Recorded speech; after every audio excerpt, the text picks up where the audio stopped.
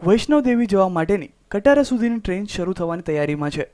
આવતીકાલે વડાપ્રધાન નરેન્દ્ર મોદી ટ્રેનને લીલી ઝંડી બતાવીને રવાના કરાવશે, જેથી હવે વૈષ્ણોદેવી જનારા યાત્રીઓને મોટી રાહત થશે।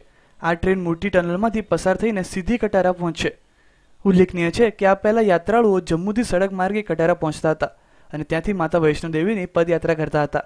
જોકે હવે યાત્રાળુઓ સીધા કટાર પહોંચશે અને માતા વૈષ્ણોદેવીની પદયાત્રા કરશે, જેથી લોકોનો સમય પણ બચશે। Bureau report, news online, Ahmedabad.